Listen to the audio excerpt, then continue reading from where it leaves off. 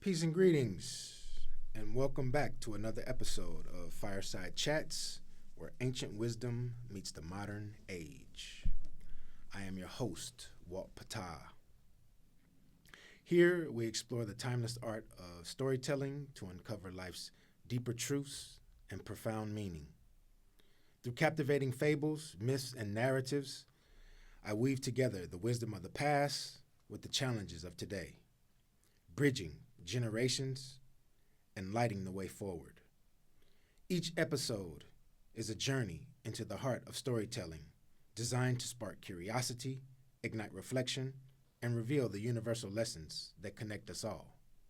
So pull up a seat by the fire and let's dive into the stories that entertain, educate, and transform.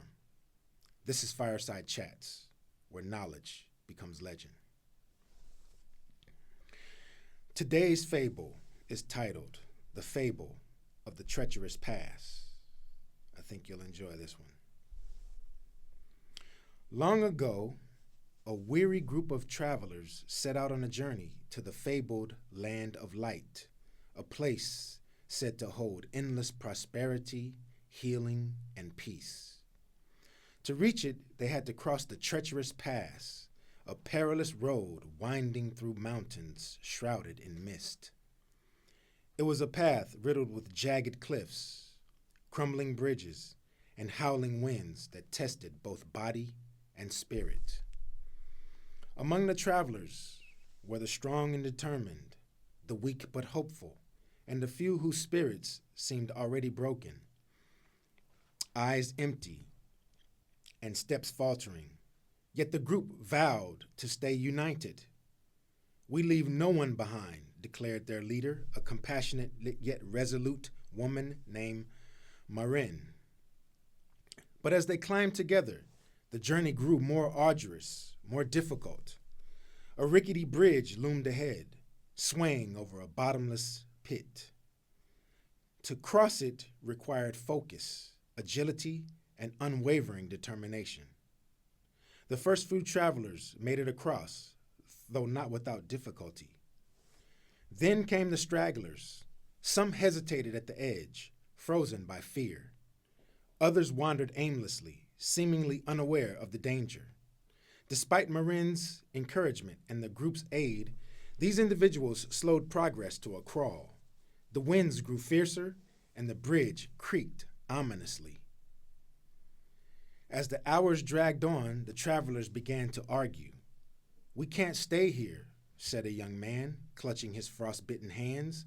"The longer we linger, the greater risk to us all." "But we swore to leave no one behind," Maren countered, though doubt flickered in her eyes. Another traveler spoke up. "These people, they've already given up. Look at them. They won't even try to cross. If we stay, we're risking our own lives for those who've already lost their will to live." Maren looked back at the stragglers. Some clung to the ropes of the bridge, paralyzed with fear. Others sat listlessly on the path, murmuring that they couldn't go on. Their empty eyes pierced her resolve. "Is giving up the same as being lost?" she whispered to herself. The group grew restless. "If we delay any longer, none of us will make it." With a heavy heart, Maren made her decision.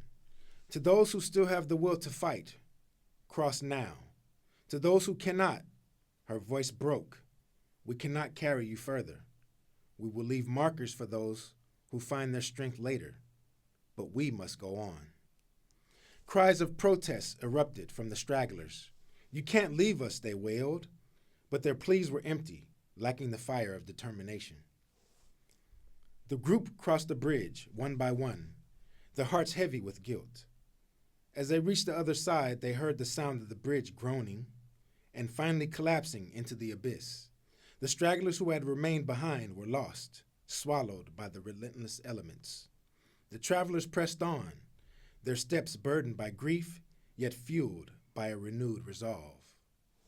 At last, Maren and the remaining travelers reached the Land of Light, their hearts scarred, but their spirits triumphant.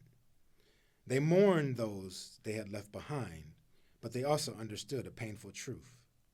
To reach the summit, they could only bring those who were willing to climb. The moral of the story is that compassion must be tempered with wisdom. Sometimes, to save the whole, we must let go of those who refuse to save themselves. The end. Thank you for joining me on another episode of Fireside Chats. I am your host, Walt Patah, and thank you again. Please leave any comments in the comments section.